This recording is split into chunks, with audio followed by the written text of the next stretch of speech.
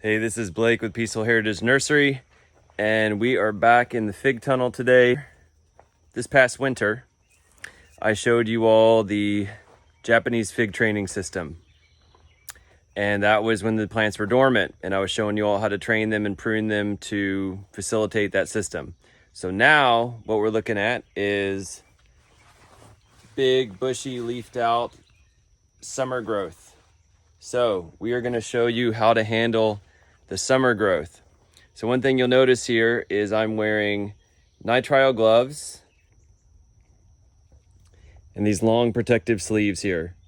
And so you'll notice when I'm cutting the figs, they drip latex. The latex is phytotoxic, meaning that it comes from a plant and it's toxic. It'll burn you, and it'll burn you pretty bad. So you really want to have some protection on when you're doing any sort of greenwood cuttings or green summer pruning of figs. That latex will get on your skin and really burn you, so make sure you're protected. So let's jump into this. So this is green Ishia fig, and you can see it has just exploded out with growth.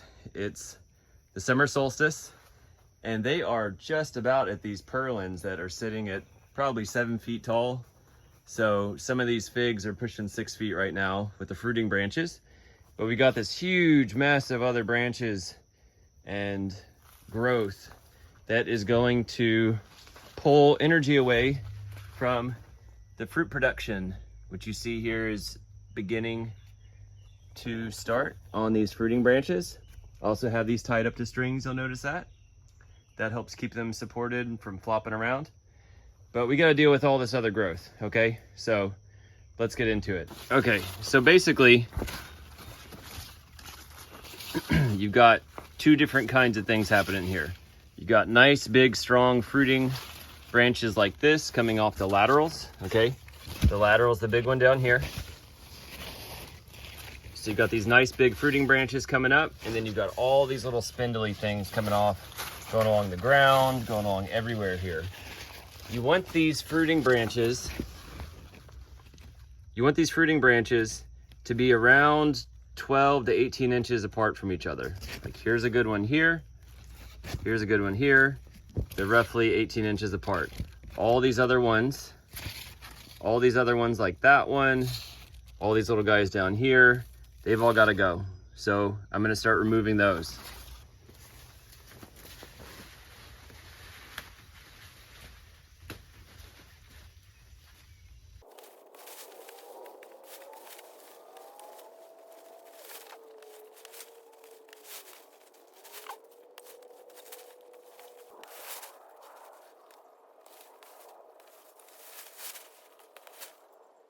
All right, so I've essentially finished now. You can see the branches are about, the fruiting branches coming off the laterals are about 15 to 18 inches apart. Got another one over here. Okay, I should probably go ahead and take this middle one out, even though it's a nice looking branch.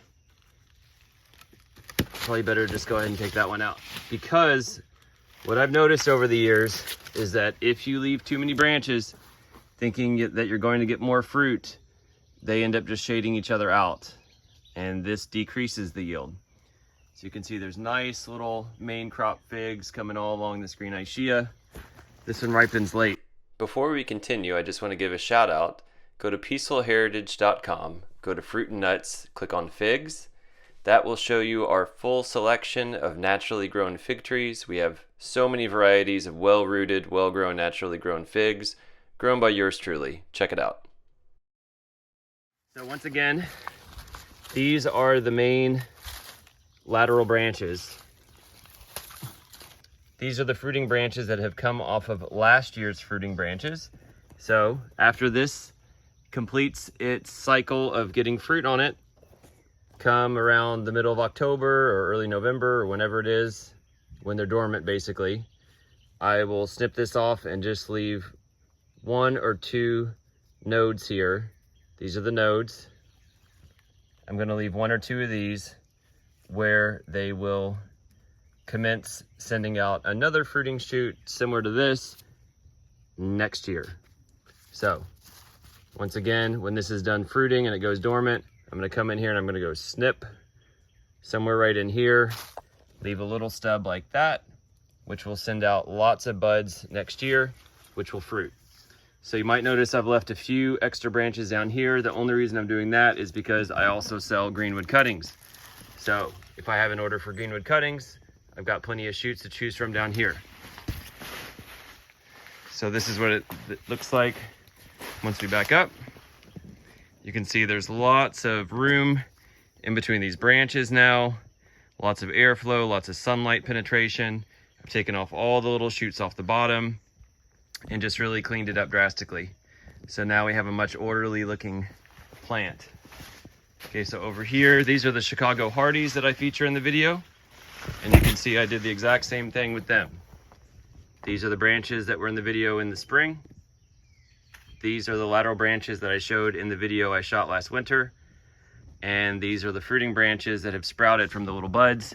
And once again, they're huge now after about 3 months of growth. And they've got little figs already forming at the nodes there all over the place. So these are gonna be fruiting very soon. And I also left a few branches for greenwood cuttings like I explained before. If you don't need greenwood cuttings, you can just cut all the growth off and just leave the fruiting branches like this. Okay, just go ahead and take these out.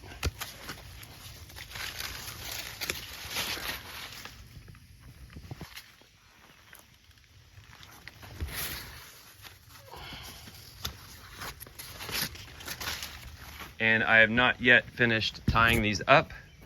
So some of them, like that one, are still laying down. We'll need to get those tied up. So this is what you're looking at with the Japanese Fig growing system, Japanese Espalier. This is what you're looking at. And I've got a pile of cuttings here that will soon be cut up and used in our nursery production. So these are some fig cuttings that I just recently did. I've got lots more to do, and these greenwood cuttings work great for rooting and making new plants to sell in the nursery. So I hope you've learned something today. Leave your comments below and questions. I'll be happy to answer those as best I can. Don't forget to subscribe and like this video. And check us out at peacefulheritage.com. We also have an Instagram page at Peaceful Heritage Nursery. Thanks for watching.